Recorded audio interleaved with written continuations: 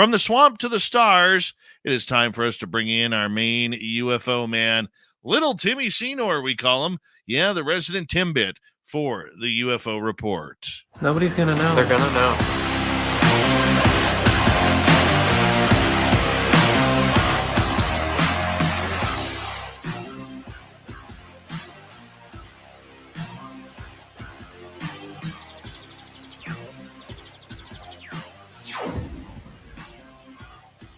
Timmy, my man, what is up? Why so serious, Scott?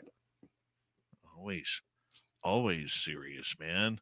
It's a serious show that we do here, bringing this woo every single night, man. Not everybody gets to do that. That's right. What a great guest you had on tonight. Wow. It blew my hair right back. All of that. That was amazing stuff. I can see your eyebrows are stretched. Oh, yeah. That is very true. Very, very true. You know, the UFO world, it just keeps pumping on in, and you know, from the stories that are being, from the past coming to the future. And, you know, we see Senator Gillibrand out in Congress right now really pushing the financing for Arrow and wondering why that hasn't gone through yet.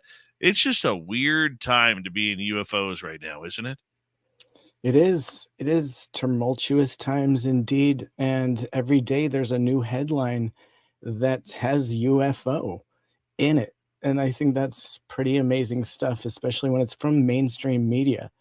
And incredibly, the top story for tonight, in fact, is coming from thedailymail.co, from Josh Boswell and Chris Sharp of the Daily Mail, with the exclusive that Pentagon refuses to release footage of 3 UFOs shot down over Alaska by UF fighter jets, Sidewinder missiles, despite admitting the images of the wreckage even exists.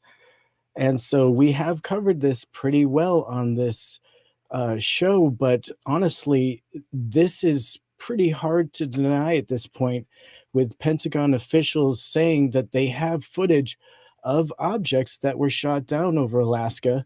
However, the officials telling the dailymail.com that they could not release the images and said they had no timeline as to when or if the images of the wreckage would be available.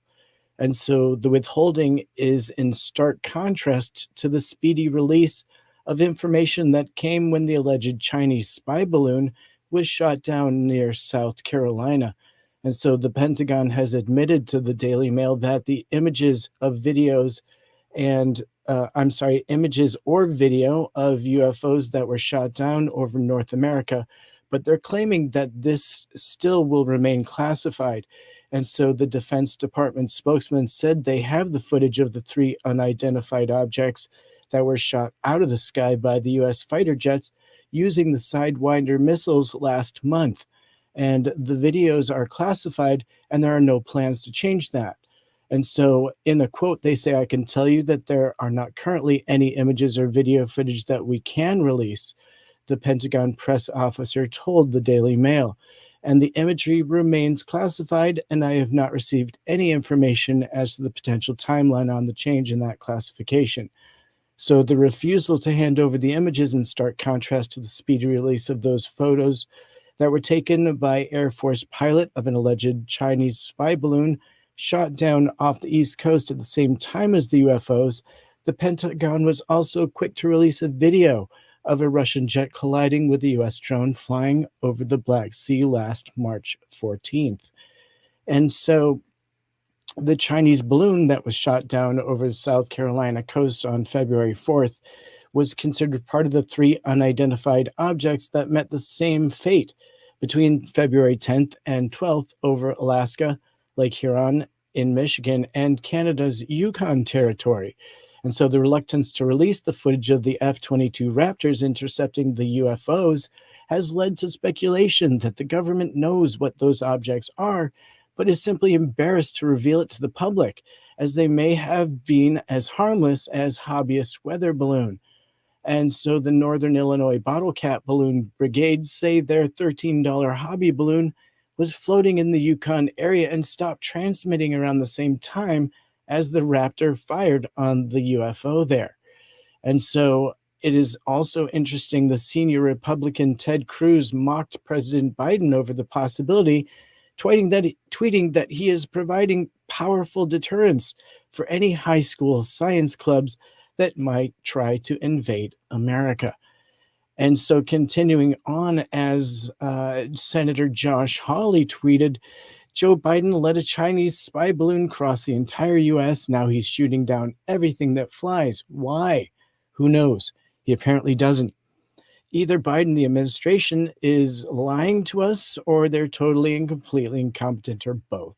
And so we don't like to get too political here on this show, but it is interesting to consider that the prolific UFO researcher John Greenwald requested images of the UFO shootdowns via Freedom of Information Act. And on Tuesday, the Pentagon responded, citing national security exemptions to deny his request. And so it's pretty interesting to see these people kind of doing the cup and ball routine with us here, Dave.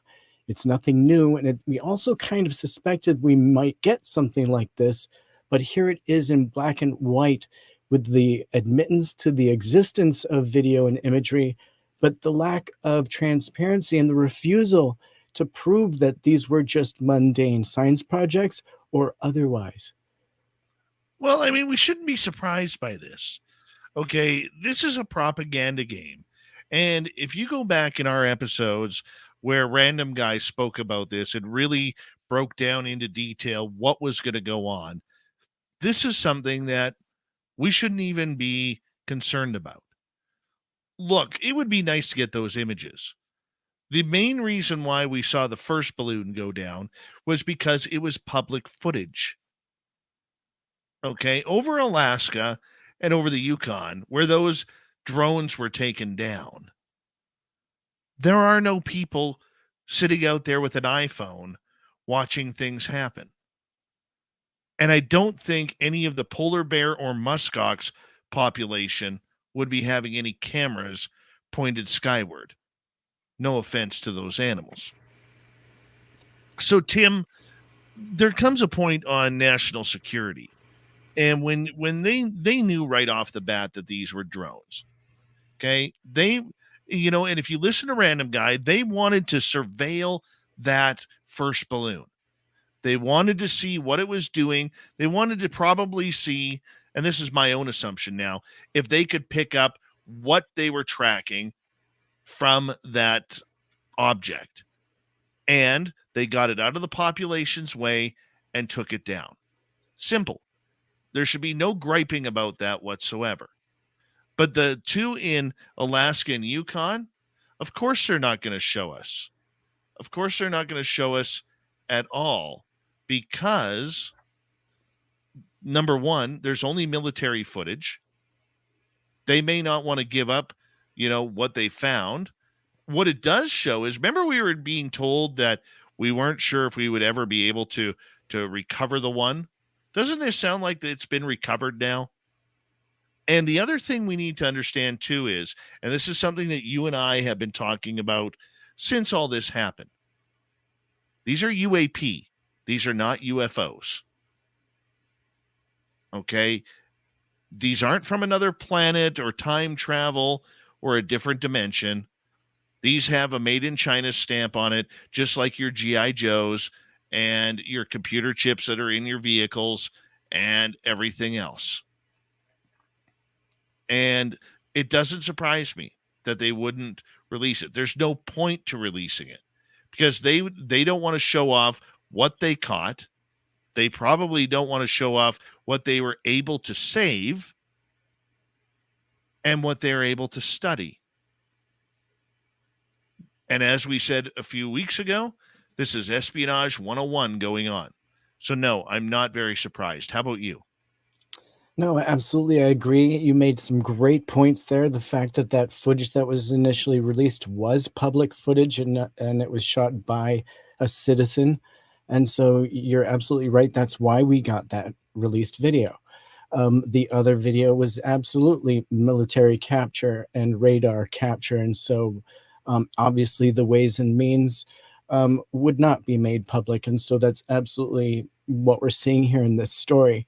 And I love that you're highlighting the fact that this is still within the purview of UAP, most likely mundane, even though they're still wanting to label it UFO. I think that they're trying to do that simply for lack of better terms, to include Arrow and some of that sort of attention into this, to kind of perhaps disprove the need for Arrow maybe down the line. We're going to cover a little bit more about how the funding for that organization is already had many wrenches in the works.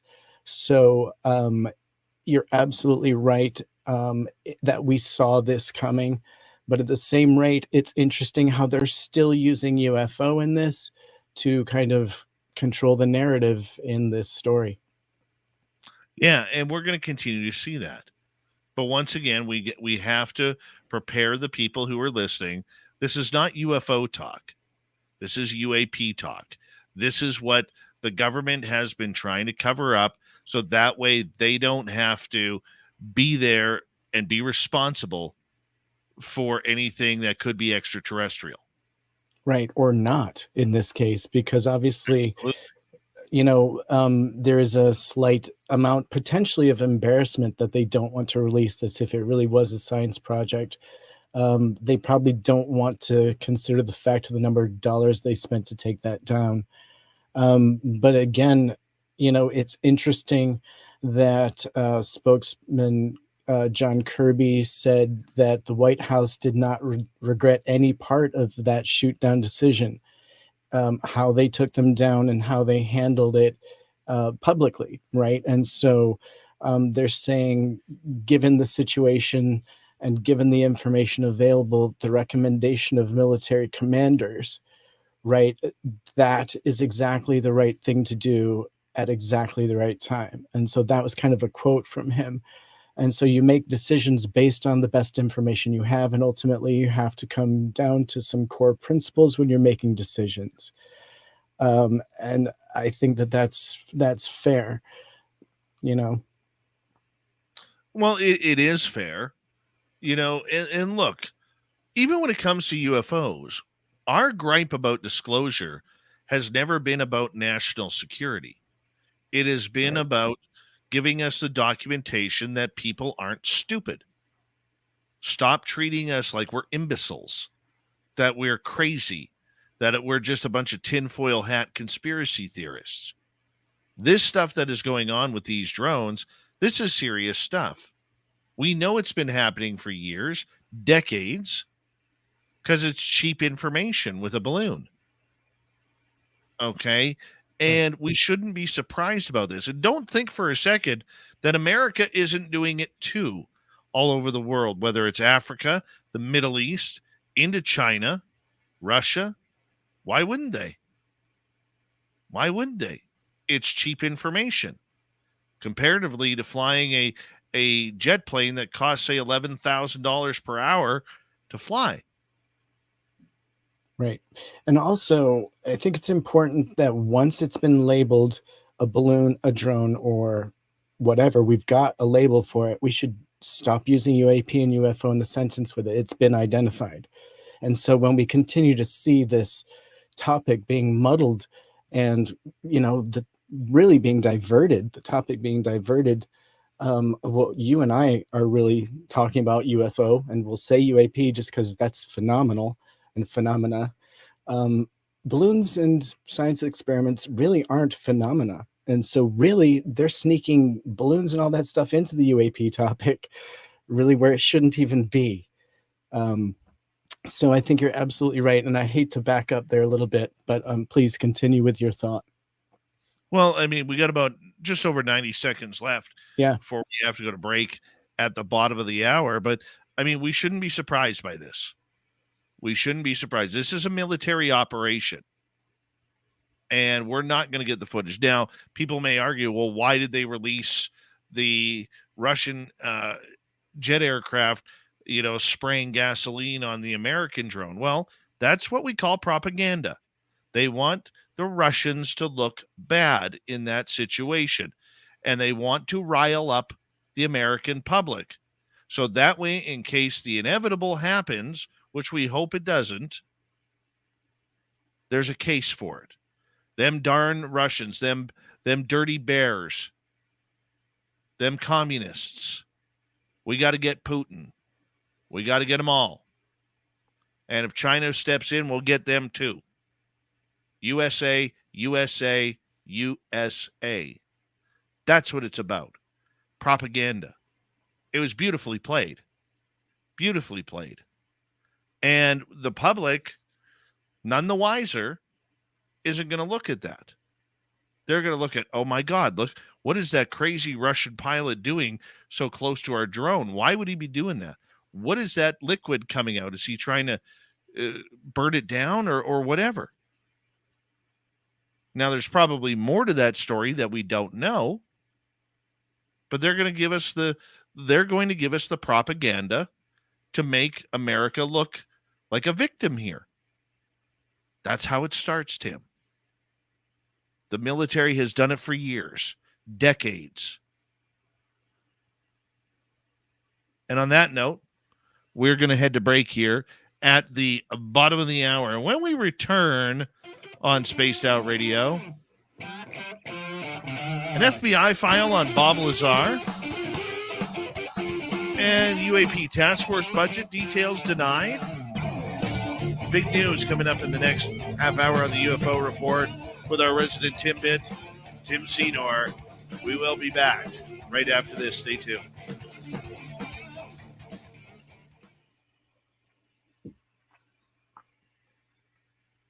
I wonder if Guy is coming on tonight. Hey, Guy, are you coming on tonight? Is he in chat? He was. I sent him a link just in case. Random Guy. Colby 393, what's happening? Look at this. Look at this, Colby. I want to shake your hand. You are a Russian trying to LARP as an American. It's impressive. Well, first off, Colby, you're wrong, and you're wrong because, number one, I am a Canadian, and number two, I'm Ukrainian by heritage. I don't like the Russians. All right? I don't like the Russians. So before you try and give a passive-aggressive, terrible insult there, horrible, you might want to check your facts. Let's do a Twitter fact check here. Tim, where's Dave from? Canada. I'm from Canada. That's right. And what's my background heritage? Oh, you're all Ukrainian, buddy. You got that right. And you like it spicy. I do like it spicy. Oh, sure, bud. Sure. Do I have my wallet on me? Yeah, no. Yeah.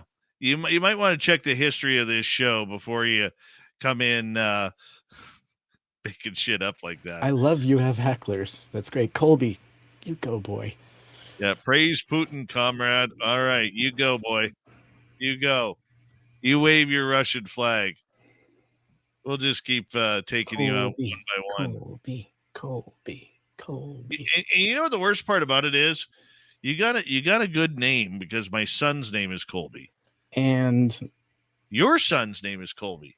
Crazy. Yeah. Crazy time. Crazy but true. We've got Colbys. Yeah. We've been infiltrated by Colbys. Here's another one. 393. We love you. Mm-hmm. We love you, Colby. You're right, YJ. I am not a Putin fan. No. You know what? If I was playing in one of those Russian celebrity hockey games and Putin was there, I'm going to tell you right now, I'd put my shoulder into his chest. I would. Oh, you're just Putin on the Ritz. Oh, that's horrible. No, that is horrible. Sorry. You should be ashamed for that right now. that is so terrible. It's funny. You should put me in timeout or something. Just turn my camera off. I'll go in timeout. Oh my God. That was horrible. Horrible. Everyone is thinking that song in their head right now, though. That's terrible. Dun, dun, dun, dun, dun, dun, dun, dun, dun, dun, dun, dun. Putin on the Ritz. It's a Mel Brooks thing. Yeah. Frankenstein.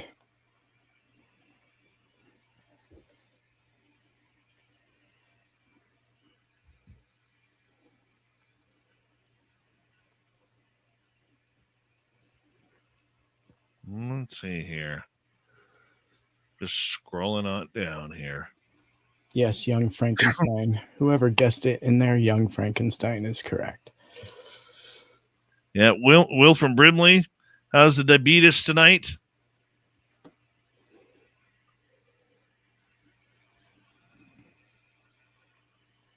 Is it the good kind or the bad kind?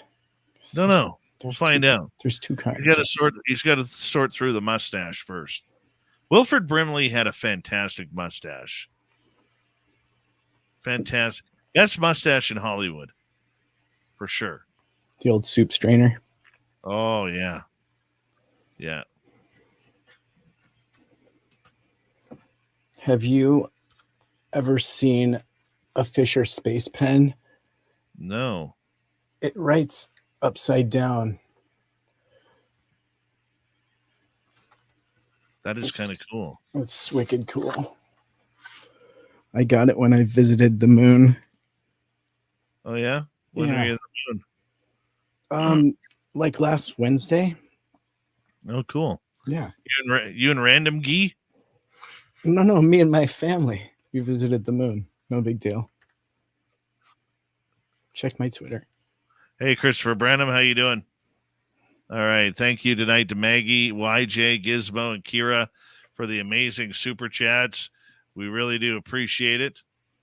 And, oh, yes. Okay, I see where you went. Omzi. Here we go, buddy.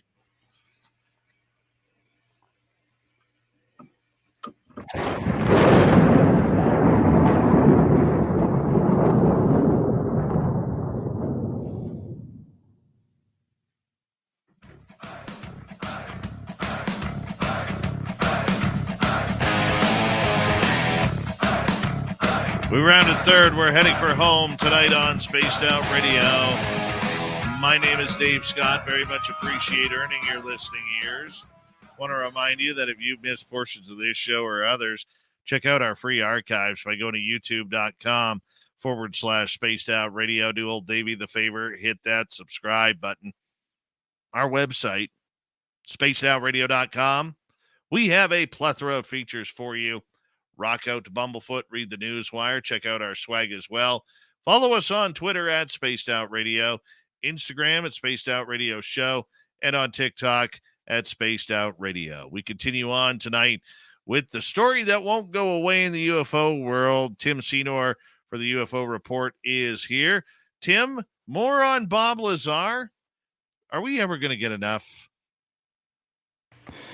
No, we can't get enough, and that's why we're going to talk about him again tonight.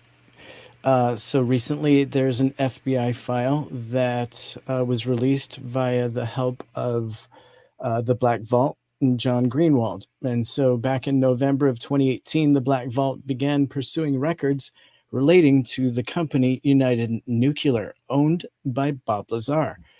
And so whether his story behind seeing an alien craft within Area 51 is true or not, his company, United Nuclear, does have an FBI file.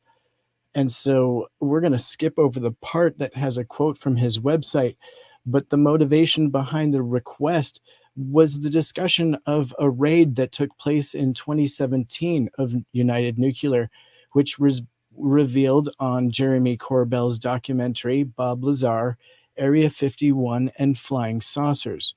However, in the files of United Nuclear, the FBI denies that within the FBI files on United Nuclear are records pertaining to the 2017 raid. And according to local police records received about the incident, the FBI is referenced, so theoretically there should be. And so within this statement, they are actually showing that there should potentially be responsive pages, but there is nothing concerning the FBI involvement in the police raid in 2017. So it's really hard to put together a request that will get any conclusive information. However, the Black Vault has another case open specifically for documents pertaining to the raid, but it is unclear why a raid took place and had the FBI involvement. So that would not exist if the FBI filed uh, this case. And so it is possible, for whatever reason, that the raid files are listed under records pertaining to Bob Lazar himself and not under the company United Nuclear. And so multiple attempts by Black Vault over the years to contact Lazar never received a response. However, within the document archive, there are some referenced cases that surround it.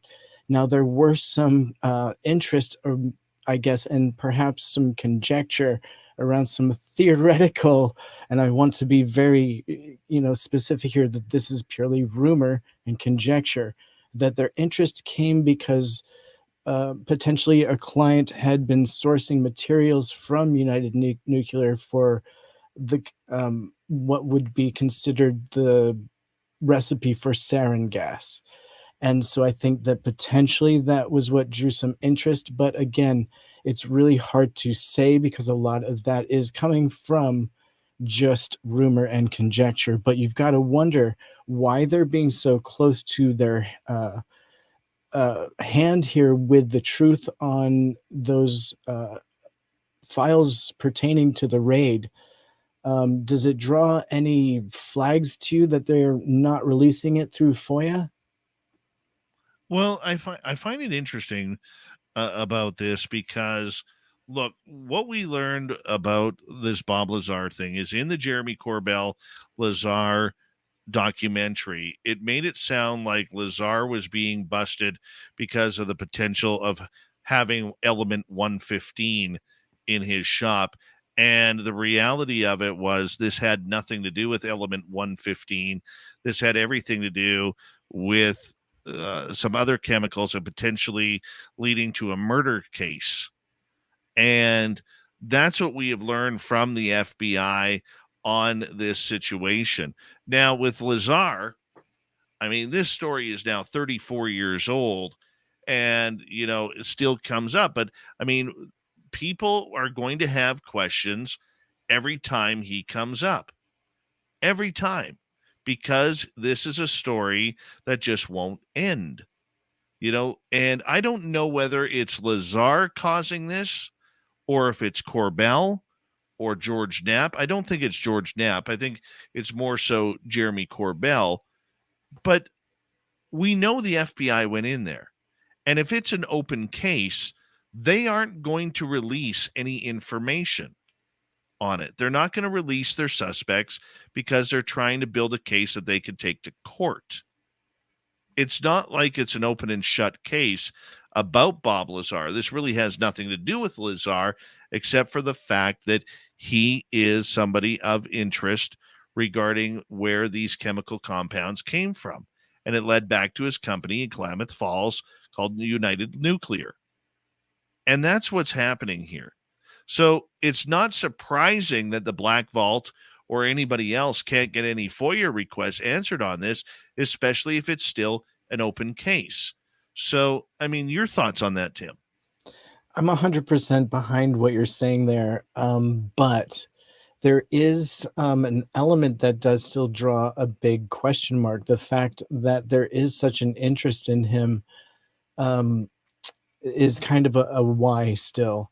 Now, if he did have something that he supposedly had taken from a top secret lab, then yeah, he would be on their list to potentially just randomly go through and search. And I think that is more along the lines of what was insinuated through the documentary by Jeremy Corbell. The insinuation there being that they were searching for element 51 with that raid. But Element 115. element 115, thank you for that correction. Um, and the point is that now we're starting to see some of these slight FBI releases that show that there's thousands of pages of information on these files, yet we're only able to release certain bits of information, and the bits that we're getting are showing that potentially it was something a little bit more mundane that they were looking for, not necessarily element 115. So again, it's mystery wrapped in an enigma, and I don't know if we're ever going to get to the bottom of it. I do think that this is a great way by FOIA, by making those requests, but I don't think we're ever going to get 100% to the bottom of it, especially knowing that a lot of this always comes so heavily redacted. No, I agree with you. I totally agree with you. And the big question about whether or not Lazar actually has element 115 in his possession is something that we need to look at here. I mean, he says he got it, and basically has robustly said he smuggled it out of Area 51 when he worked there. Okay, you and I secretly have talked to people who've worked there, and we have learned about how difficult it is to get things out of that secretive base. You just can't, hide anything, because you go through security measures to make sure you're not bringing anything in and you're not taking anything out with you.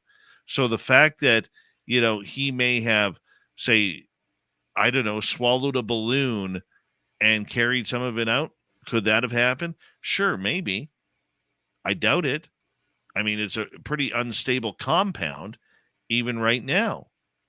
Moscovium, I believe it's called, element 115. Very interesting. But he also claims, the creator of the homemade rocket car here also claims to have a homemade atom smasher, doesn't he? Well, sure, he has everything. It's Bob frickin' Lazar, Yeah. right? Yeah. So, I mean, the way I look at it, I don't think he would have smuggled it out. I don't think he has any. And unless this is just one big ruse, maybe, and if it is a ruse, maybe he was given it. Well, my understanding is that element in particular is highly unstable also. So I don't know how you would transport something unstable. That would be another element to the story that makes it a little less believable potentially. But again, this comes from somebody that has no knowledge of that element or that story, really. Exactly. Yeah. All right. From Lazar, let's head over to Washington, D.C., where budget for UFOs isn't going as planned. What do you got for us here? Again, another story coming from the Black Vault with a FOIA request, the UAP task force budget details, in fact, being denied. And so the FOIA request for the budgetary materials and financial records of the UAP task force was denied, citing exemptions B1 and B5, protecting classified national defense and foreign relations information while covering interagency or intra-agency deliberative process. And so the use of these exemptions for financial information raises questions about the UAP task force's operations and the sensitivity of the request data. And so being denied to the access of those materials and financial records relating to the UAP task force comes as a response to a Freedom of Information Act case filed by the Black Vault, citing the exemptions B1 and B5 as the reasons for non-disclosure. Task Force was a government initiative formed to investigate and evaluate reports of UAP, commonly known as UFOs. And so after being tasked with assessing potential threats to national security, and its findings generated significant public interest. And so Black Vault sought to obtain detailed budget breakdowns, financial reports, and payroll costs, and other related financial information for the task force. However, the FOIA case was denied under those two exemptions.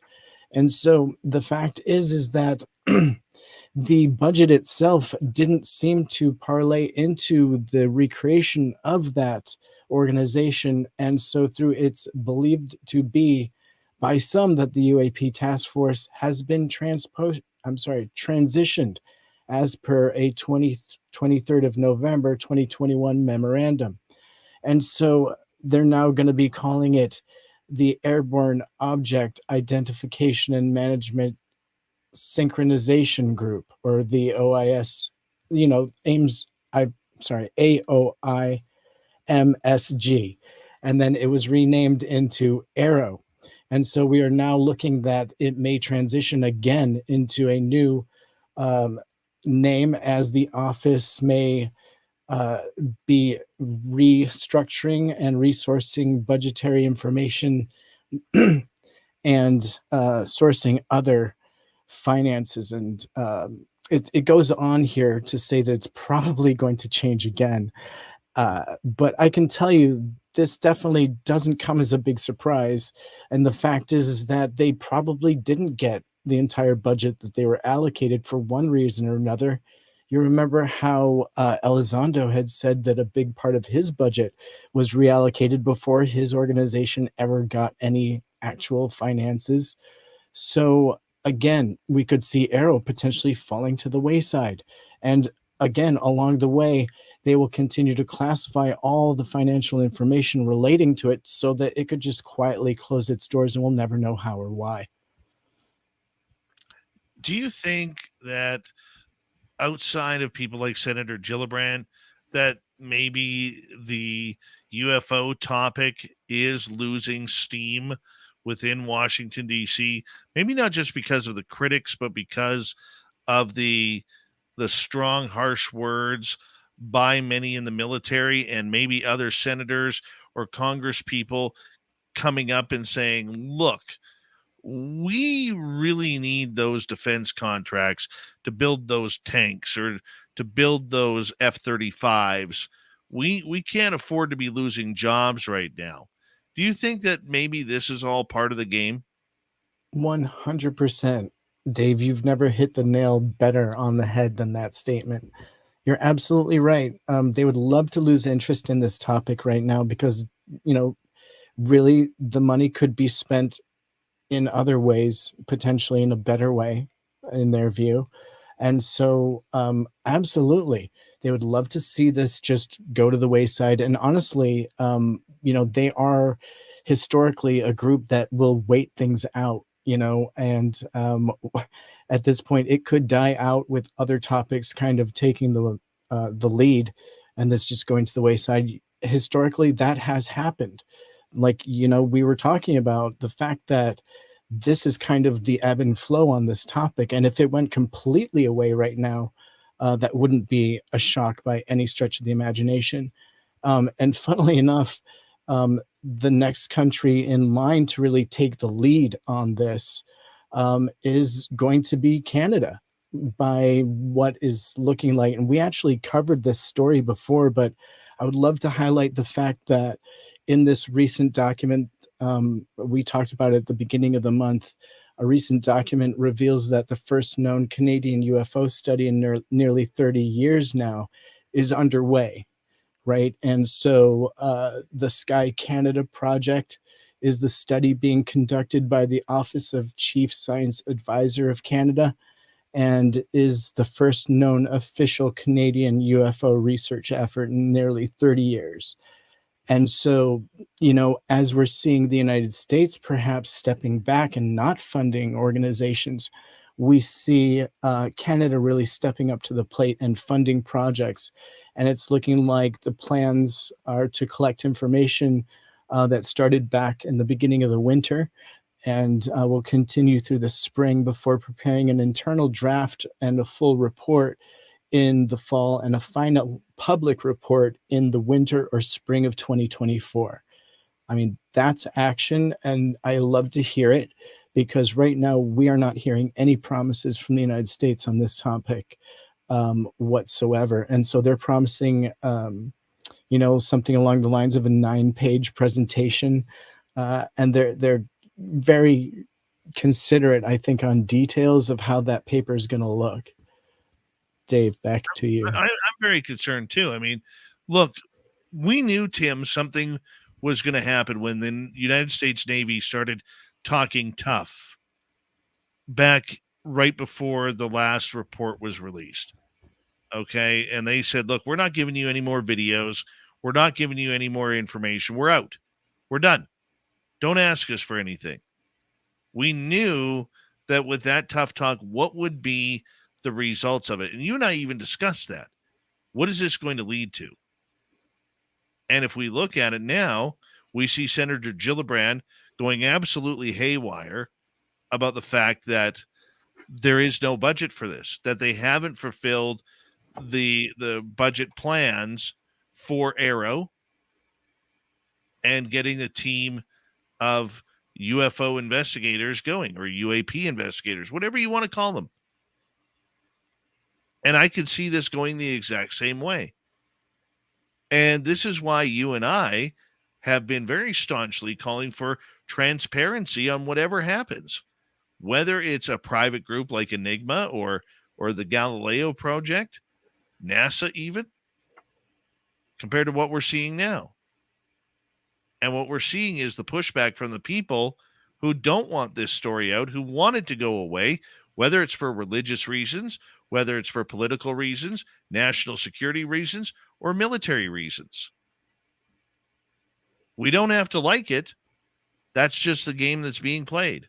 No, you're 100% right. And let's just rewind to your show where Rich Hoffman came on and gave a scientific perspective of how they feel about the general public and UFO witnesses and things. It's very secondary in their process. They're not concerned with us the same way the government is very much not concerned with public opinion on this topic.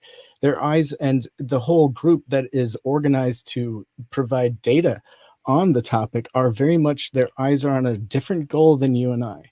Their eyes are on proving this out to be potentially just our competitors out there, right? And something incredibly mundane and nothing to do with UFO being from another anywhere other than, human. So I think that is where this big lie starts. As long as you go in with your eyes open, when you see them sourcing data, you have to just wonder why and what that true motivation is. Now, let's just put all that aside. I'm sure everyone involved probably in the back of their head admits that there's a part of them that admits that they could be, ET visiting us, but that is not what this discussion is about. When there's dollars being spent, it is not about that, unfortunately. It really is. And you know what? If you're American, you should be watching out for this. See where this goes, right? Because they're going to not put the money in. They're not. And it's going to be a travesty because Right. so many people had hope for this. This is why I have zero hope on the next set of hearings or these so-called whistleblower eyewitnesses coming forward that we're going to learn who they are. We're not. They want this back under the rug, and they want us to be tinfoil conspiracy theorists once again. Right. Unfortunately, I don't think this time it's going to happen. Social media has been too powerful.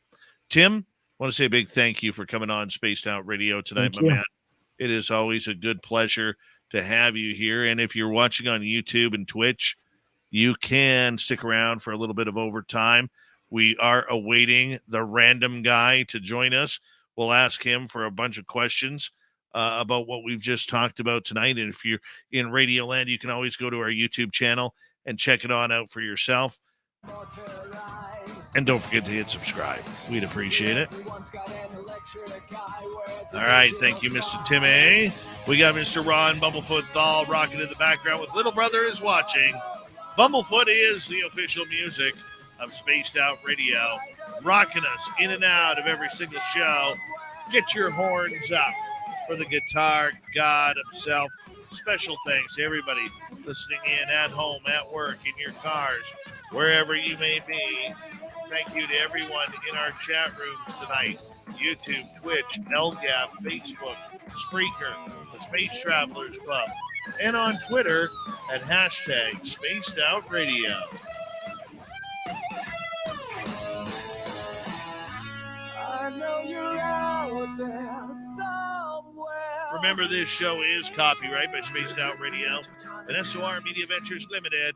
Thank you so much for choosing to share your evening with us, because together, my friends, we're watching. We own the night.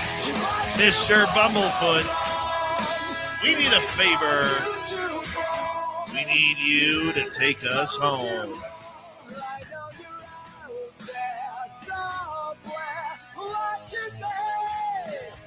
Yes, the Woo train has docked for the night. But soon, my friends, we shall ride again. Your seats are always available. Your tickets never expire.